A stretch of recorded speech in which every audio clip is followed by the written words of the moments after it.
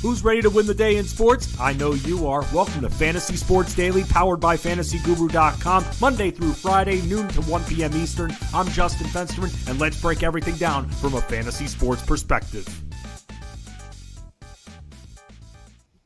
What is going on, everybody? Good afternoon, good morning, wherever the heck you are. My name is Justin Fensterman, and welcome to Fantasy Sports Daily here on the Elite Plus Network, powered by FantasyGuru.com. Your free stream Monday through Friday, noon Eastern. Ray Flowers hosts it Monday, Tuesday, Thursday, Friday, and you get the Midweek Madness edition with yours truly right here. We tend to talk a lot of basketball on Wednesdays. Everybody loves betting basketball. People like playing DFS Showdown. I'm still hanging with you, by the way, in our Discord at FantasyGuru.com at Fensty, F-E-N-S-T-Y. A lot of people spell it F-E-N-T-S-Y, but it's not just you, it's everybody out there. You can also follow me on X, the artist formerly known as Twitter, and Instagram at Fensty Sports. Again, F-E-N-S-T-Y Sports to get all of my content. FantasyGuru.com. I am the lead NBA analyst. I also do NFL content, and you can hear me as well on SiriusXM Fantasy Sports Radio on Elite Sports Game Time, 8 p.m. Eastern with Ray Flowers, Monday through Friday. Ray Flowers every Wednesday joins Jeff Mans on our big sister show, the Elite Sports Show, which is Monday through Friday, 3 p.m. Eastern. Jeff does a great job on everything, and football, our draft guide coming out so soon. Who's ready? I know I'm ready. I love me some fantasy football. Don't get me wrong. The NBA, my favorite sport.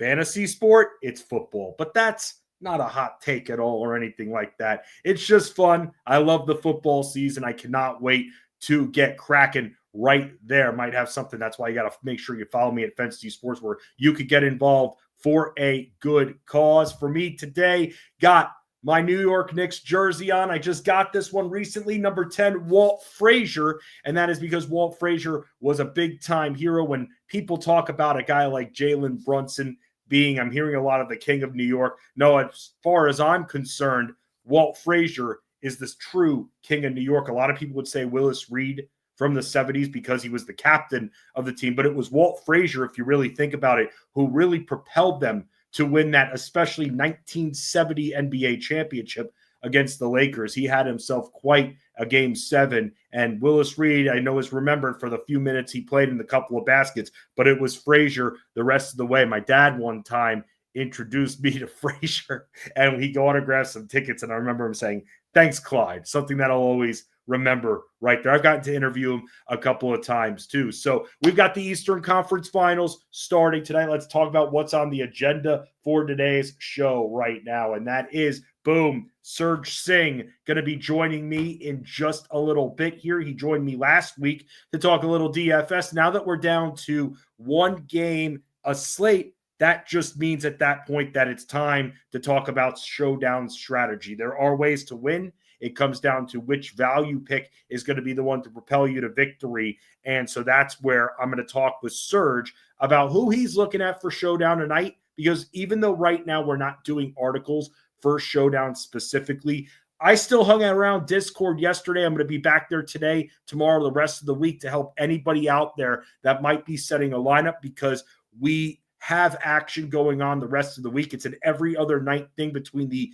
Eastern and Western Conference Finals. So I'm very excited about that. And NBA betting always rocking and rolling. Started off the conference finals on the right note to end a very ice cold week in the second round. And that was a big time bet with Anthony Edwards and his rebounding. Let's talk about that series for a little bit, because, and you guys can hit me up with what you think regarding these series, what bets you're looking at. Let's make this very interactive.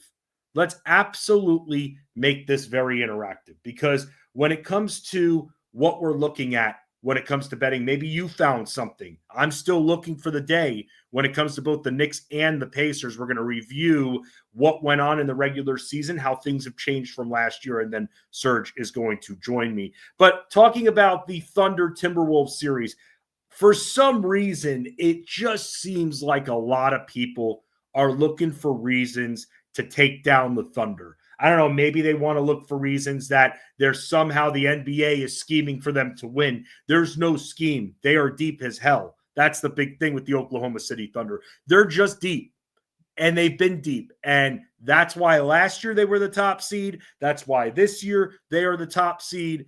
And as good as the Minnesota Timberwolves have been, and I mentioned this when talking with Ray Flowers last night on Fantasy Sports Radio on the Elite Sports Game Time show, that the Minnesota Timberwolves' last two series were against teams that didn't have a lot of size.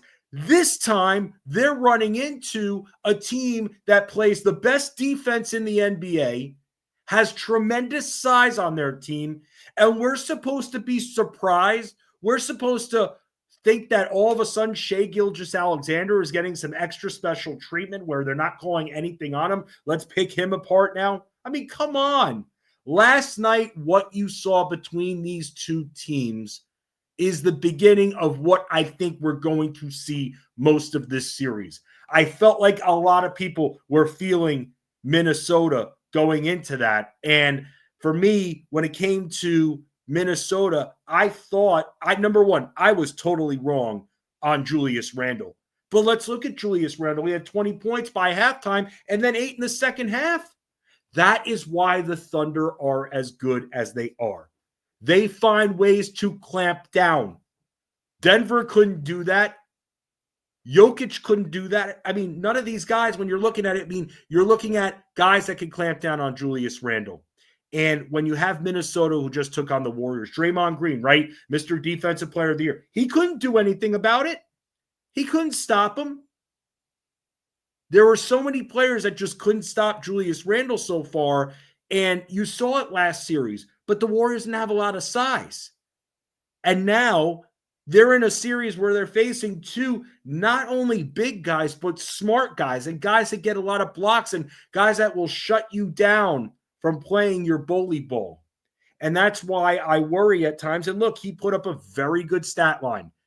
Part of that was engineered by the three-point shooting, and the Thunder are going to continue to give Julius Randle the arc. They would rather him shoot 3 after 3 after 3 than have him start to dominate the post. They're not going to let that happen. They clearly didn't let it happen with Rudy Gobert, who it's so hard to track this guy in the playoffs. That's why I'm staying away from him. I mean, tomorrow night, you would be Mr. Random or Mrs. Random if you start Rudy Gobert at that point, because you don't know how much Rudy Gobert is going to play. And when he does play, you don't know if he's going to get 2 shots or 10. That's how it's been all postseason. And even the second half of the regular season, they're going to go to Naz Reid more in this series. And that's because the Thunder play a very fast pace. So while Naz Reid, he went 1 for 11, Naz Reid still took 11 shots. That's what I'm focused on right now. The volume is what I'm focused on. So that's why going into game 2 of that series, which, by the way, the spread is out for game 2, and the spread being a 7.5-point favorite, I'm wondering if that might drop down to 7 or 6.5. But what we saw last night, as Anthony Edwards and the Timberwolves didn't shoot well, they're not going to be able to get away with that. They're not going to be able to get away with that against the Thunder, who both shoot well and play good defense. And while I give Minnesota a lot of credit because both teams were shooting horribly from the field, especially in the first half, I give Minnesota a lot of credit. By the time the third quarter came about, we saw the Thunder turn it up a notch. And we saw the Thunder, who were shooting well under 40% for the entire first half, we saw them start to improve their shooting, and before you know it, they were off to the races. And the second half was pretty much all theirs. And that's going to be a problem for Minnesota because Minnesota's depth isn't as reliable ultimately. More, at least hold a candle to Oklahoma City's. I mean, you got guys like Alex Caruso coming off the bench, Isaiah Joe, who if you need him to hit a few threes, he can. Aaron Wiggins can play good defense. Cason Wallace can change the pace. I mean, they've got so many guys on this team that they can turn to. Well, when looking at what Minnesota has, they have Naz Reid. And as much as you'd want to think Dante DiVincenzo is going to be something, the guy has been a volatile shooter. And It's very weird because last year in the playoffs, Dante DiVincenzo was a go-to shooter. He's not come through as much throughout the postseason, and that's been another problem for the Timberwolves. And if they're not going to get bench scoring, if their bench isn't going to be able to score, they're going to get eaten alive in this series. I've had Thunder all the way in this series since before game one. I'm not going to even have to all of a sudden think, oh, Minnesota's going to get swept. Because if Anthony Edwards, and this is an opportunity for Anthony Edwards, who says that he's the best shooting guard in the NBA or the best guard in the NBA, this is a way for him to prove it by being able to put up better numbers in game two. And it's going to be hard. They're going to make it very tough for him. And he's going to have to get rid of the ball a lot. Now, I saw there were people out there from a betting standpoint that thought that his rebounds and assists were the best way to go. I was worried about that, everyone, and that's where you all have to look at potentials, okay? Go to NBA.com, and you're already going to FantasyGuru.com where I'm telling you about these potentials, but you want to see them for yourselves. There's an advanced stat area on NBA.com. I live on those pages. I do. I toggle with the time periods. I do everything because I want to know what I'm walking into. And what I thought about last night when it came to who I was going to build, because a lot of people are going to want to get those two studs in their lineups. A lot of people are going to want to get Brunson and Halliburton tonight, and I don't blame you in your DFS lineups. But for Minnesota, Anthony Edwards is going to have a problem getting high percentage shots. He's going to have a problem getting into the lane. He said so. He said they cut off all the gaps, Oklahoma City. And I think because Denver took them to 7, I think all of a sudden certain people started to doubt the Thunder a little bit. They started to doubt them. But that's what Anthony Edwards described in the post-game presser is exactly the problem he's going to face. That's not going away. So it's going to have to be someone else. It's going to have to be someone else. You're better off if you're looking at showdown slates for the Western Conference Finals, and I talked to a few of you about this in Discord, you're better off going with someone like a Jalen Williams than an Anthony Edwards until Edwards can prove that he can beat the matchup. But that doesn't mean we can't look at him in other areas. The assists, going back to the rebounds and assists, he's going to have to pass off more, so that should help him out. However, there's a big-time division of labor when it comes to ball control for the Minnesota Timberwolves. And that's why, for me, while it seemed like everyone under the sun was going up because I kept seeing all the reaction on X, oh my God, Anthony Edwards, the passing. Let's not forget, everyone, Minnesota, and I wrote this up under the bet that I put last night on Edwards rebounds. Oklahoma City has been allowing the most rebounds to opponents throughout the postseason on a per-game basis. I love that. Oh, fast-paced environment right here. Because when you're facing OKC, that pace is going to be boosted, especially for this team. I'll go back to it. I had it at 6.5 last night. It's bound to be 7.5. And until he proves otherwise, I have no problem because Anthony Edwards has been able to own the Thunder on the glass. 9 rebounds per game, over 9 rebounds per game against them during the regular season. That's not going away.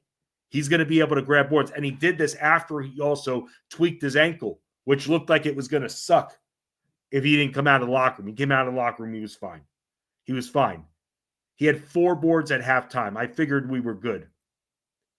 You kind of want him to stop, though. If you go over 6.5, 7.5, I kind of want to stop at 8 so the algorithms on these wagering sites don't up the number. And now we have to decide on 8.5. My guess, it's going to be 7.5 for his rebounds for tomorrow. And I'm probably going to be looking at the over on that. So that's where we're looking. Also, for betting purposes, where else you can look. I mean, the problem is when it comes to Jaden McDaniels, it's hard to determine how many shots he's going to get. Really is. So we could start to look at his rebounds a little bit. Same with Julius Randle.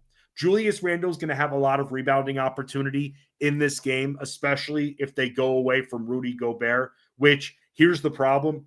If OKC completely dominates Minnesota, they're going to have to try something else. And Naz Reid isn't shooting well. You're going to see Gobert in a little bit more of that, the action. And Isaiah Hartenstein is going to be all over him. But speaking of Isaiah Hartenstein, I mean, 12-5, not bad. But the problem is, I mean, I'd love to see a few more shots because that point prop is going to be low once again. Where else we can look to for Jalen Williams? You can start to look at his rebounds and assists because Minnesota does give it up a little bit, but he has a lot of time with the ball. It's not just Shai Gilgeous-Alexander. It's him too. And earlier in the playoffs, we actually were betting the over on 4.5. And again, that's where looking up potentials. And when I say potentials, rebounding chances, potential assists, that tells a big time story. It doesn't always correlate that the prop is going to go over. Things happen. The problem is with assists, if the team is shooting poorly, that's going to, as a whole, that's going to impact the prop. It is. It's absolutely going to impact the prop because you need your players to be able to hit shots. You need your teammates to be able to hit shots off of that specific player's passes. And that's where the team as a whole is just out of rhythm, out of sorts. And then they're getting destroyed. Even in the playoffs, in a 7-game series, you're going to see teams empty the bench. We've seen it. We have seen it.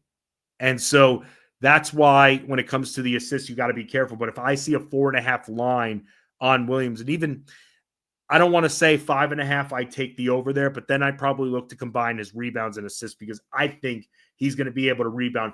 Just watching Julius Randle, as good as Julius Randle is on offense, Julius Randle is not that good on defense, in my opinion. You see a lot of highlights in the playoffs, sure, where he makes a nice defensive stop. But he's ultimately not a good defender. He's not that quick on his feet. I personally never thought that he committed fully on the defensive end, but I'm not going to just disrespect him and call him instant offense. But at the same time, he is a big body. We saw him earlier in his career play a small center. I remember when he was on the Pelicans, and he actually did a darn good job of it. And I thought, wow, this guy, your small center, could be the next Kurt Thomas or something like that, but more offensively driven than that. So Julius Randle, someone that we can watch moving forward for props too, but I'm always looking at those lower props. But from a point prop standpoint, we can look maybe at an Isaiah Hartenstein if the prop is low enough. I don't really want to go to the bench for props just yet because it's a lot of randomness, but for DFS, we obviously are going to have to do that. I thought Alex Caruso would have a little bit of a bigger game, but he didn't. I thought maybe he'd get a steal or two, but he didn't. I think that if this game was closer, he plays more minutes. So assuming the game will be a little bit closer in game 2, Minnesota gets their act together. Anthony Edwards shoots a little bit better. Minnesota as a whole shoots a little bit better.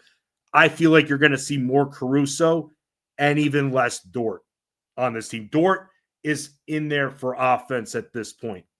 He actually grabbed a couple of swipes too.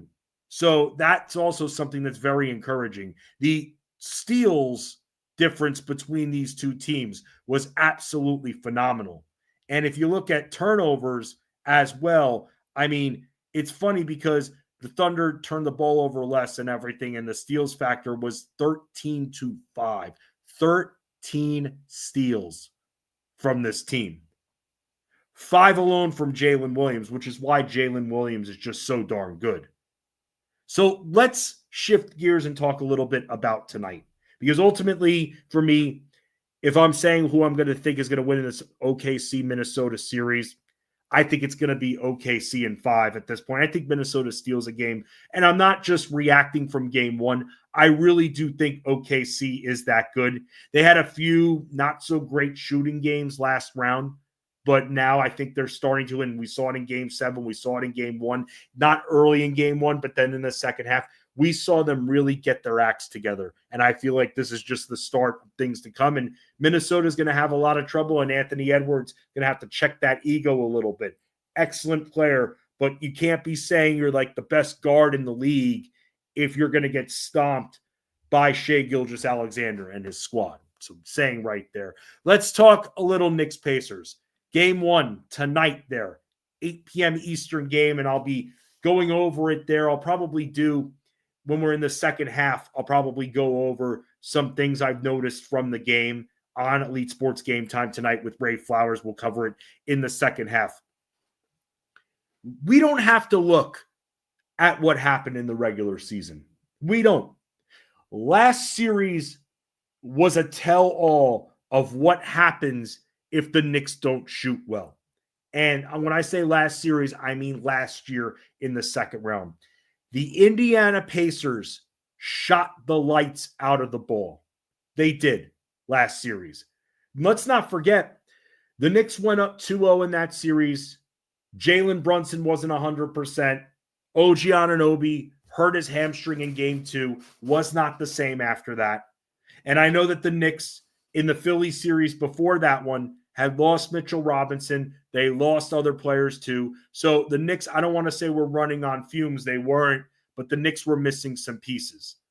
And that's the difference here is how much can the Knicks ice out Tyrese Halliburton? Because as we've seen so far in the playoffs and as we saw in the regular season, guards have been destroying the Knicks pretty badly. And that Mikal Bridges, Tyrese Halliburton matchup that's upcoming is going to be huge. And that right there is going to be the determining factor between the Knicks and Pacers, because we saw even last year Pascal Siakam was shooting well. This Pacers team, started to shoot 65% from the field, and the Knicks couldn't compete with that. The Knicks won the season series 2-1, but the first 2 games were before December. Hard to really look at that and take it seriously. The last game was short that they played against each other was shortly before the All-Star break. Pascal Siakam killed them. They shot over 48% from the field.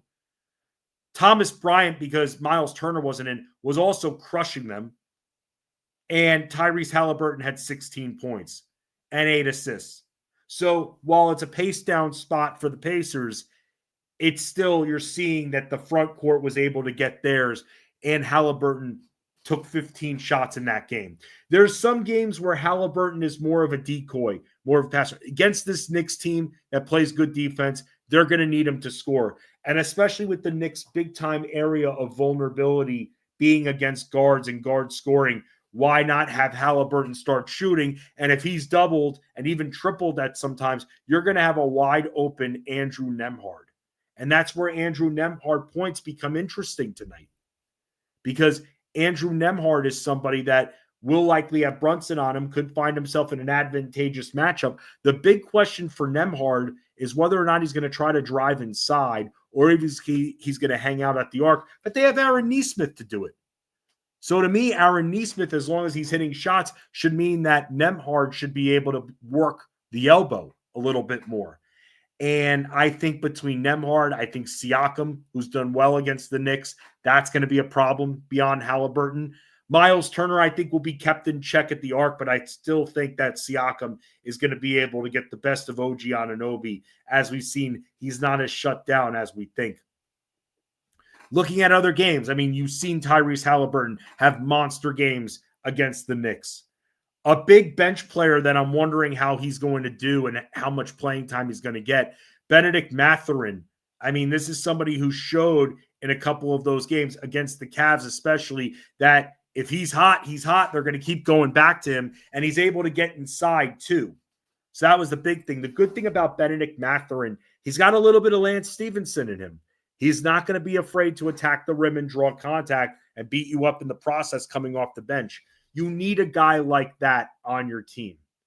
Obi Toppin will handle more of the arc unless the lane is wide open, but Benedict Mathurin will try to slice the Knicks defense, and that's going to be huge. And if he runs into Josh Hart, he's not going to be able to get anywhere. We saw him kind of flame out a bit, didn't play as much the final couple of games of the series, but you definitely saw, especially if the game was a little bit more out of reach, which, look, let's be real, everyone. I'm in this Knicks jersey, but when I'm talking with you, the Knicks fan is out of me. Reality sets in.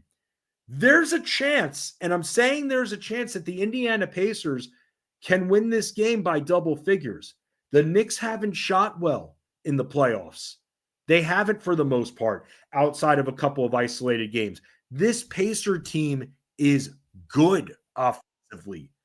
This Pacer team can shoot the lights out of the ball. And the Knicks shooting 35% isn't going to bring them luck. You're not going to see Indiana for an entire game shoot 35%. Boston better defensively. Indiana still, their offense could be too much. And if you look at the Pacers, they've shot 50% in the playoffs. They have. And it's funny because the Knicks have shot 44%, but you'd think that that was a liar of a stat because it seems like a lot of games they're shooting under 40%. The Knicks shoot under 40%. They're not going to win games. This Pacers offense is unforgiving. That's what they saw last year. That's what they saw, especially in the middle of that series. So for me tonight personally, I'm thinking that Indiana's offense was going to be a little too much, and the Knicks are going to have to figure out ways to shut down Tyrese Halliburton. I don't know if they're going to be able to do that. To me, if you have to prioritize keeping one open, you keep Pascal Siakam open, and you see if he hits every three. But this Pacers team can shoot, and the Knicks can't walk into Madison Square Garden shooting 35% and expecting to win this game. It's not going to happen against this Pacers team. Just not at all. So when it comes to DFS, ultimately, there are ways you can put those two in their lineups, but other value guys you can look at from my side, I guess you can look at Mitchell Robinson will be playing a little bit too. They're figuring out ways how to deal with them, but you know what you're getting, the rebounds, the blocks. That's really it. They're going to look to send him to the line. He's not the best free throw shooter. He shoots line drive free throws. So on the other side, like I said, you could look at Mathurin, but TJ McConnell, nice change of pace option, is someone else that you might be able to look at too. But we're going to talk more about that right now because joining me back again, fellow Knicks supporter here, and also you can find him at fantasyguru.com. It is one Serge Singh. Serge, what's going on, man? Welcome back. What's good, Fensty? Glad to be back. Is the Knicks offense going to be good, man? I mean, you're saying what's good? Is the shooting going to be good tonight? I think so. I don't know. No, honestly, I don't know. It depends it depends what type of offense do they want to run. Do they go back to this ISO hero ball Brunson offense, or do they like how they did and they close out that series against the Celtics, move the ball very, very well. High quality percentage shots, everyone getting open, pick and rolls, Bridges setting free, Anunoby getting free, and playing off turnovers very well. Well, if they can play that offense style, they'll have a lot of success. If they go back into the little everyone standing behind the 3-point line while Brunson does a bunch of ISO movement and Cat just wants to not post up or do anything, then yeah, they could struggle, even though the Pacers aren't as good as the defense as the Celtics, but they're actually a top 10 defense this year. Yes, and especially down the stretch, we saw them. It was them and the Bulls that all of a sudden really started to show down the stretch. Can you believe that the Bulls, towards the end of the year, I'm just thinking about some of these teams that all of a sudden you start to see it percolate a little bit, even though they're trying to change their team. I'll tell you this, Serge, someone I'm excited for next year, Matas Buzelis. I'm excited to watch and see what he does now that he's got that year. And he got a lot of minutes down the stretch because Patrick Williams, it took the Bulls 6 years to realize that as good as Patrick Williams is defensively, he can't do a thing on offense. I'm excited to see what Buzelis can do for the Bulls. Yeah. Unfortunately, Patrick Williams is a Tony Snell on offense. So. What a pull! Yeah. That's amazing. Serge, what's going on with you on the site these days? I know you bounce around between a few sports, between the MMA, the PGA, NBA. I was telling everybody, we're still in Discord, even though our writing is done for the showdowns. We're still in Discord throughout the week. We've been kind of splitting the week with me taking the early portion, you taking the later portion. But what do you got going on the site these days? We just got done with the PGA Championship. Scotty Scheffler just, walked into an easy win. Not kind of boring there. UFC every week, pretty much. So I'm always doing, me and my boy T-Rod, we're always going halvesies on our articles. So that's every week. And then, like you said, you're handling most of the weekday stuff for NBA. I handle towards the weekend. That's about it. But right now I'm just enjoying sports. I'm enjoying the fact that the Knicks have gotten this far and they really I'm starting to feel they have a chance not to go to just the finals, but maybe, burn down New York City. Yeah. And by the way, to Knicks fans that are in the city, don't be a douche. I know. Seriously, Don't don't be be Philly. Don't be Philly. Don't be like Philly. seriously. It's like don't do that stuff. Don't. And I never know what's for show and what's real anymore because of the whole viral video concept. But at the same time, don't throw trash at Brian Windhorst. Don't throw trash at people that you might see in Pacers jerseys or if you see Thunder's jerseys. Okay, Reggie Miller, you want to throw a little something at. Okay, he incites that surge. That's the thing. He's still to this day I trolls the Knicks. I might want to mute him. But I like knowing that he hates the Knicks and the Knicks hate him. So when he's commentating, I could just feel it. And when the Knicks are doing well, I could feel that he's not doing well. Do you remember those series back in the 90s, like the mid 90s series Yeah. with the Yeah. John Starks headbutt and then the Ewing putback to send the finals and then the Miller 8 points in the final 13 seconds? I mean, I remember all of that. Those moments, some of them with Reggie, hurt just as much as when Jordan was doing it to them. Yeah. I was about like 8, 9 years old, but I remember watching with my uncles who were Knicks fans that got me into the Knicks. I'm like, I got emotionally invested because I didn't know the players, but I knew Reggie Miller. I Right. knew that guy, that bald headed guy was just anytime he got the ball, he just like wants to rain hell on me. Right. The more you boo Yeah. him, the more Yeah. fired up he gets. Yeah. Let's talk a little showdown strategy, Serge, because at this point it's not easy to build these lineups and fully separate yourself. So I got to ask you, man, when it comes to because I was in Discord telling everyone that if you're not going to go with someone like a SGA or an Anthony Edwards from last night, I thought maybe a Jalen Williams was a nice points of differential. But how do you handle showdown slates from a strategy standpoint? So especially if there's a captain spot, you want the captain spot usually to be the highest scoring player on the slate most of the time, right? Because you're getting a 1.5 times boost. So you want the guy that you pick there to usually be um can you hear me? Oh, I could hear you. I just Oh, muted you. okay. Yeah, no, Okay, I just okay. muted you. Now I'm not gonna. But boom. I was just Oh, gonna okay, open okay. a That's can of fine. That's like. fine. I got scared. My bad, I dude. got I just needed some water. I got I have these headphones in. I felt like I got sucked into a black hole for a That's second. my bad, dude. My Yeah, it's all fault. good. Foul But on me. yeah, I look for usually you wanna if you're paying up for a stud, you want that stud to be the highest scoring person because if not, he's not going to be the most optimal at the captain spot.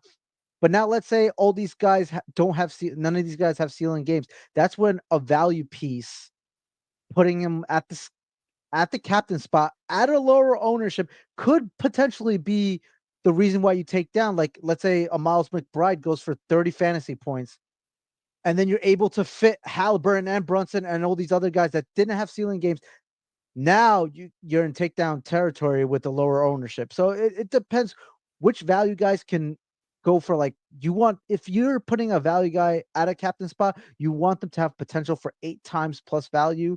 If not, you want your captain spots to if you're paying up for a Brunson tonight or a Halliburton, and you're putting them in that captain spot, you want them to be the highest score because with that 1.5 times boost, it's going to honestly create a higher scoring advantage over the rest of the field. And usually those guys are going to be the higher owned guys. Now, if a Bridges or an Anunoby or a Siakam put up the same amount of fantasy points as a Brunson or a Halliburton, then that's when you're losing fantasy points by putting them at the captain spot. So, looking at tonight's game, do you see anyone with value captain appeal? Because I'm having last night, I was locked in on Jalen Williams. Do you see anyone that would fit that mindset going into tonight's showdown? Value wise, it would have to be from the Pacers side because Tibbs has that tight rotation. McBride can go off, but like, is he going to get 30 fantasy points? I No. don't think so. So it would have to be like guys on the Pacers, like it's a risk oriented play, but like a guy like a Nesmith, a guy like a Nembhard, or even a Mathurin, like these guys can score 35, 40 fantasy points. And if Brunson and Halliburton only score like 40, 45, 50, and you put those guys in your captain spot, you're going to have massive leverage against the field. So if I'm going a value captain tonight, it's going to be on the Pacers side and hope that not these Knicks guys bust, but it's more that it's very clouded up top when it comes to the fantasy production, where everyone's within 10 fantasy points of each other. So I had made my decision before who I would, if I were going to captain tonight between the guards, who it would be. And that to me is, I'm thinking that Halliburton, a lot of people are going to go Brunson. I'm thinking Halliburton's going to be in shooting motion tonight. So for me personally, and on DraftKings, you get a little bit of a discount. I'm going Tyrese Halliburton in that captain spot tonight. And look, if it doesn't work out this game with him, the Knicks to me have not been able to answer the bell for being able to shut down the dominant guard. And until I see that, I can't not go Halliburton. I think I'm leaning Halliburton as well. If it was just between Halliburton and Brunson, only because, like you said, he's picking up in that scoring department. But we know he'll probably get a double-double. Is Brunson getting a double-double on command? I don't think so. No. So Brunson's going to have to score at least 27 to 30 fantasy points to put up like 45 fantasy points, I would say, right? Because Brunson's usual, what is he averaging? I think his last 10 games, they're good numbers. 28, 3, and 7 against the Pacers in the last 10 games. But the Halliburton, he could put up 20, 10. I think he gets more steals as well compared to Brunson. So, and if he's playing defense on Brunson, there's a potential that, Brunson's bag has been not the best bag lately. Like the Knicks have been committing a lot of careless turnovers. So that's why I think these Pacers guys, they do have the upside when it comes to the fantasy peripheral. And I love peripheral. When it comes to fantasy, it's like, yeah, Brunson's going to score 30. Yeah, Bridges could score 20. But are they getting the peripherals? The Pacers, we know they will automatically always get peripherals, even if they're struggling from the arc. So Neesmith and Nembhard, the thing with me, Serge, how I've been attacking it is Neesmith doesn't always get a lot of shots, and he becomes very scoring dependent. But when he gets shots, he's very efficient. So there's the double-edged sword. To me, Nembhard is a safer play because with Andrew Nembhard, he's going to be bringing up the ball. Tyrese Halliburton is a huge shade tree over the rest of the Pacers offense from a ball control standpoint. But Nembhard, because of the fast-paced nature of the Pacers offense, they have a lot of possessions. Nembhard's able to get his handful of assists as well. Yeah, I like Nembhard's whole role of his offense better than Neesmith. Only because Neesmith, sometimes, like you said, he doesn't shoot enough. So if he's not shooting and he's not hitting those threes, he needs to be optimal. Neesmith has to score like 15 points. And he doesn't really get assists. Sometimes he gets rebounds and he'll get steals and blocks. But Nembhard does everything, right? He can score. He can be the de facto point guard when Halliburton wants to play off the ball. He gets rebounds. He gets steals. And I think last series Nembhard played a lot of defense on Brunson. So I won't be shocked if Nembhard is Brunson's 1v1 this series. Well, it's bound to happen as well because it's going to be Bridges versus Halliburton. So exactly, those are your two defensive matchups. So yeah, maybe that's another reason sway towards Halliburton here. But then there's this factor that the Knicks didn't have last year. Karl-Anthony Towns. This guy has destroyed the Pacers this year. We're talking 30 points per game and 12 rebounds, bro. That's complete destruction. Miles Turner can't keep up with him.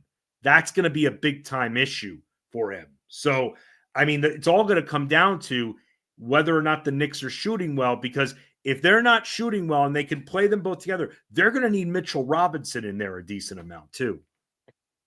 So funny you brought up Cat. When you were asking me who, like, between Hallie and Brunson at the captain spot, actually my favorite captain spot tonight is Cat, only because of his just because they don't have anyone that could guard him. Then no one can guard Cat. The only one that can guard Cat is Cat by committing fouls and doing dumb stuff. But if he wants to take Miles Turner doesn't like playing down low. The guy's like Brook Lopez. He wants to play. He wants to play a little outside. He'll go inside when catch some rebounds, but he doesn't like getting back down. He doesn't. And someone as talented as Cat, like offensive talented centers abuse Miles Turner. We've seen it. Like guys that could shoot, guys that can back him down a little bit, guys that can have some dribble penetration. Cat can do all these things to Miles. That's why he has so much success. So I think like if you're not playing Hallie, you're not playing Brunson, stacking Cat, or honestly play Hallie and play Cat and fade Brunson. If you can put in a McBride and these a Matherin and stuff like this.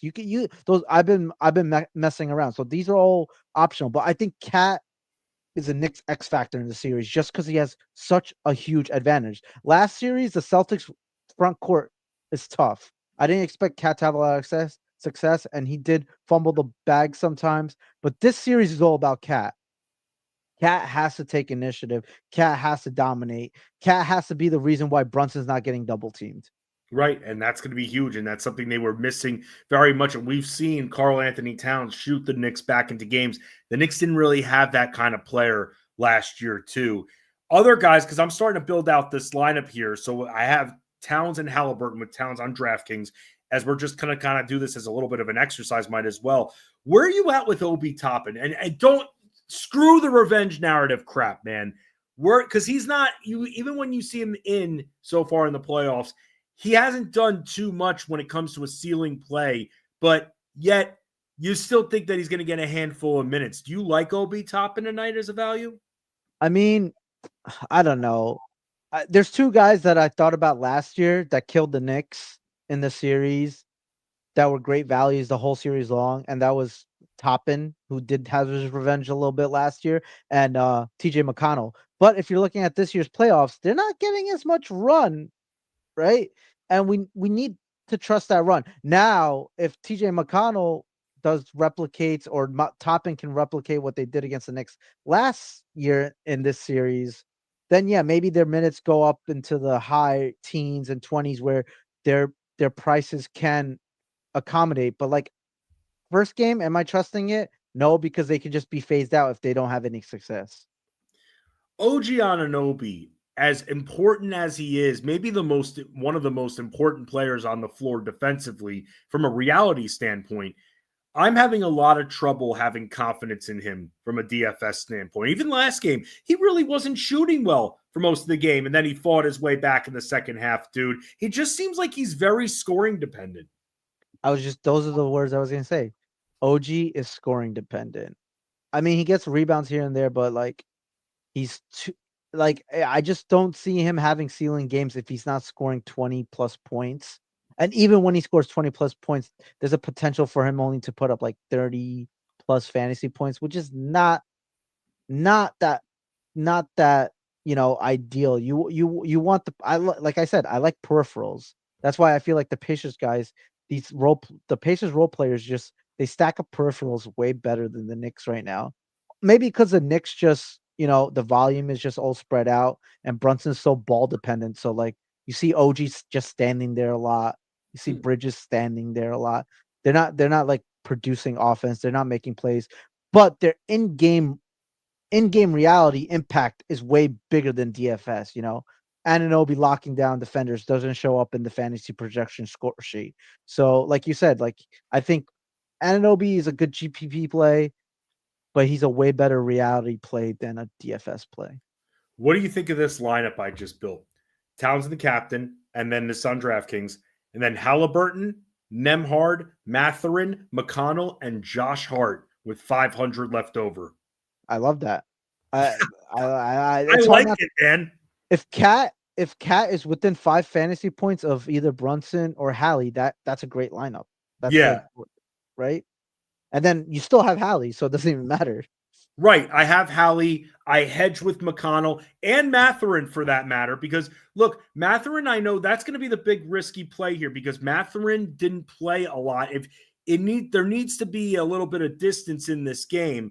And here's kind of how I'm seeing this, Serge, and you can tell me, and especially with this lineup, the Knicks are either going to win this game by less than 10 or they're going to be losing by 23. That's how I see tonight going. So trust me, with the Celtics going down 20 was the Knicks found out they can come back only because the Celtics decide to just chuck up threes, open threes, and whatever. If the Pacers get a 20-point lead tonight, they are not looking back just because of how efficient and how they run their offense. Halliburton will find the open guy. They will go in. They're not scared to consistently drive the ball inside. They'll take their threes, but they're not so caught up on just chucking the ball. They will not give the lead away. So the Knicks have to play offense with them all 4 quarters. They can't expect the Pacers are not a type of offense that just dies out for like 5 minutes and will miss 15 shots in a row. They're not that type of offense. So the Knicks cannot expect that kind of luxury. They have to think that, okay, the Pacers are not as good of a defense as the Celtics, but they're way better offense in terms of efficiency and in terms of playmaking and in terms of not isoing, because Halliburton, if he doesn't have a shot, Nesmith gets a wide open 3. Siakam is still very underrated. Miles Turner gets open 3s. Nembhard can take the rock inside and he shoots. Mathurin comes off the bench.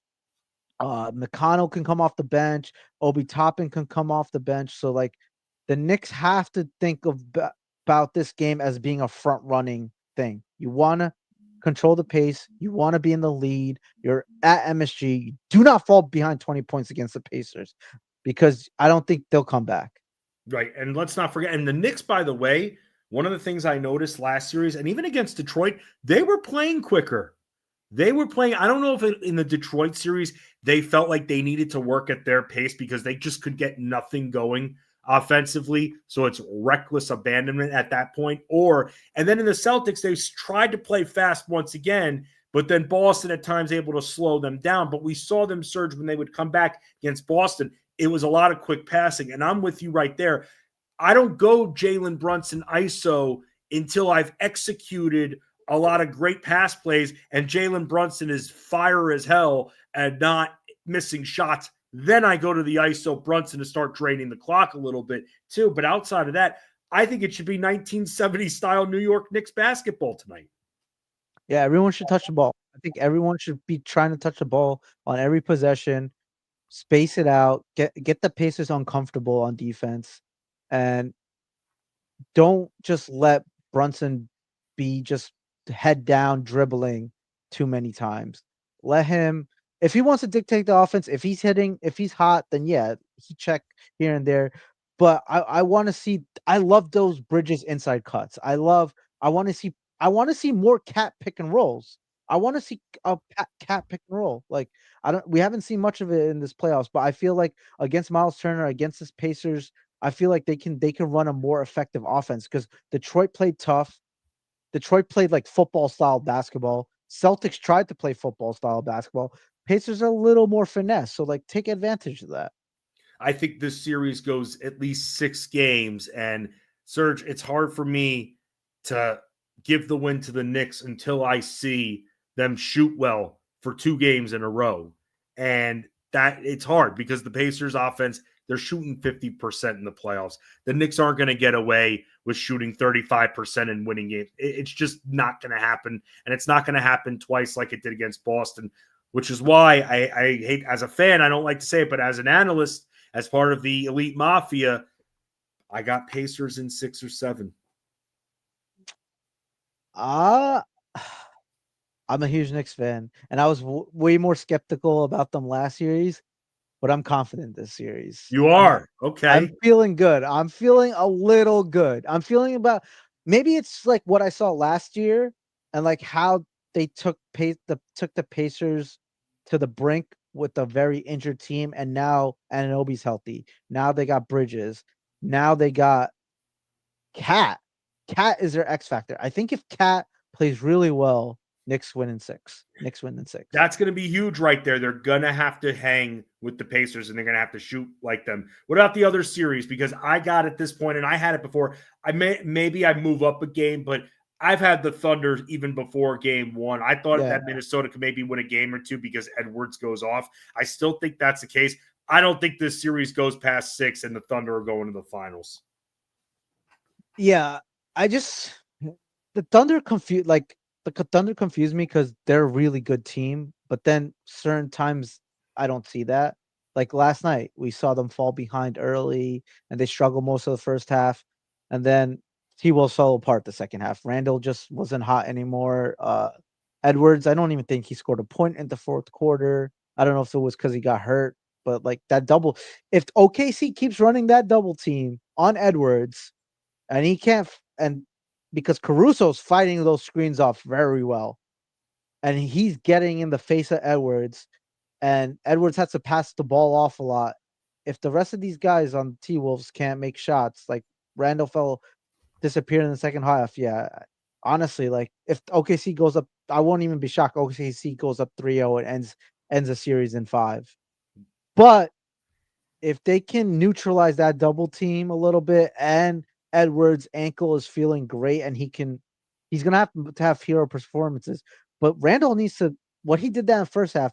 I'm not saying score 20 points every half, but Randall has to be scoring really well, because like, what are you gonna rely on Alexander Walker and these guys to like McDaniels to hit a bunch of threes? Because like Chet Holmgren turned up in the second half. Jalen Williams was doing everything, and Hartenstein plays great again. I think they're a bad. I think they're a bad matchup for T-Wolves, and T-Wolves might have just T-Wolves played a Warriors team without Curry. Like, how much credit can we give them till they show us otherwise, right? Right. Like, And they played 2 series with no size. They were playing a center 40-plus-year-old LeBron. Then they're playing a near 40-plus-year-old Draymond Green after that. Now they're facing a team with 2 very mobile bigs, even with the ball. And that's going to be a problem for Julius Randle. You saw now, and we're going to continue to see, you want to know who the X factor is besides Edwards for Minnesota? It's Naz Reid. Naz Reid can't be going 1 for 11. And Rudy Gobert is going to get schemed out because the Thunder play so quickly, and Hartenstein has a lot of speed for his size. He can't keep up with him. It's going to be a lot of Naz Reid this series, man. OKC is just a bad matchup for them, because Hartenstein, like, you think matching up with Gobert is like a 1v1 thing. No, Hartenstein is quicker. He passes better. He's a higher IQ player. Gobert is just a defense, right? His offense is just, they don't even run a pick and roll, really. Like, sometimes he gets easier baskets. Mike Conley kind of got phased out yesterday too. So like, Naz Reid has to step off. DiVincenzo, it's DiVincenzo and Naz Reid. Those guys, if it's going to be a series, those guys have to step up.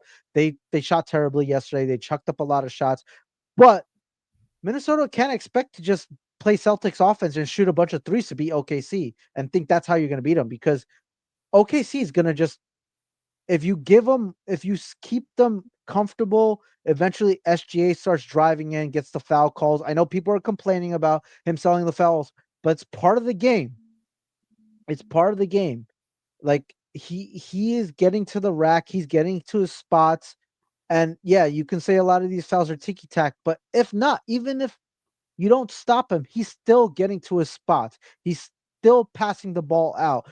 These other guys, Caruso's getting high percentage threes. Look at Kenrick Williams stepping. Like, the Thunder are so deep. Like, I really thought Denver was the only team that could beat them. And I still feel that way. And Denver didn't beat them. So I think OKC will have their way. Yeah, I'm with you right there. And just, I mean, I thought that if Denver extended that series to 7 games, OKC was going to beat them. And look, I mean, they really, second quarter, OKC turned it up. And that's what deep teams do.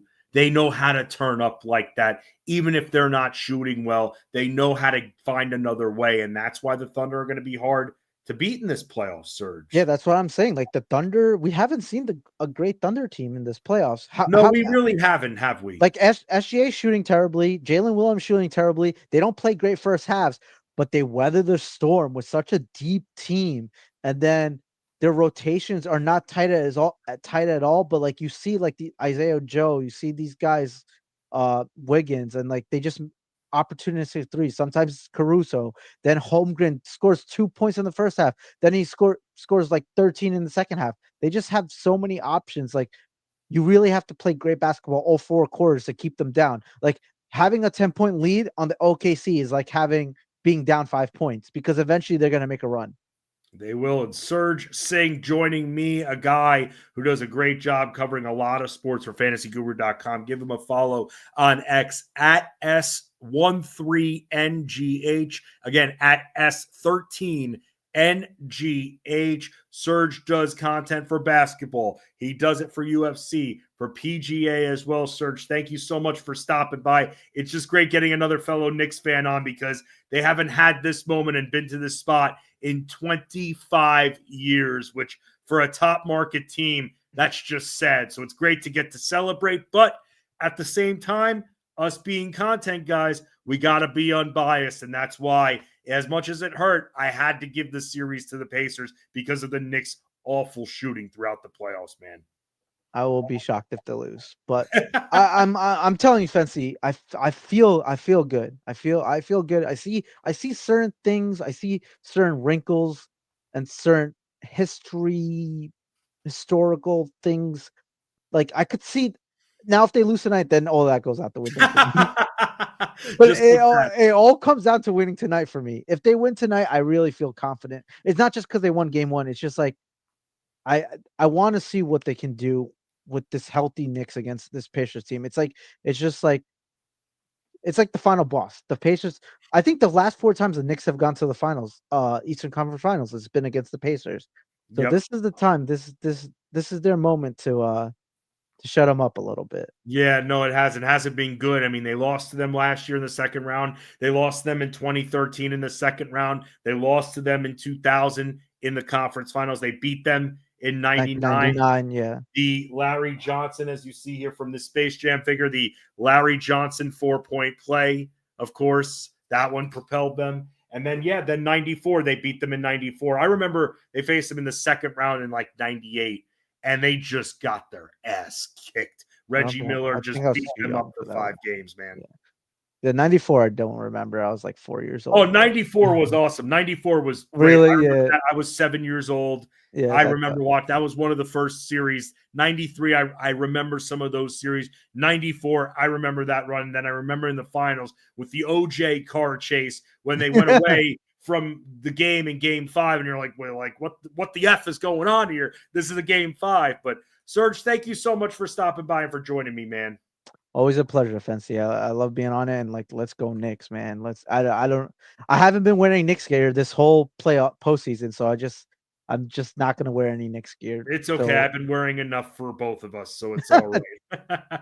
For Serge Singh, I'm Justin Fensterman. Ray Flowers back tomorrow, noon Eastern, for Fantasy Sports Daily. You'll get some more baseball. You also get some football there, and a whole lot of greatness, because where there's a chance to win, we've got you covered. That's why you can be part of the Elite Mafia. And very quickly, let me put this up to join the Elite Mafia. There's the link right there, fantasyguru.com/join-today/ and then with that right there, you can also sign up for those that love baseball out there. Ray Flowers doing a great job on the betting front for baseball. You can get everything that we offer for baseball, $75 if you want to upgrade your package support at fantasyguru.com. For Serge, I am Fensty. You'll have Ray tomorrow, noon Eastern, right here on Fantasy Sports Daily on the Elite Plus Network, powered by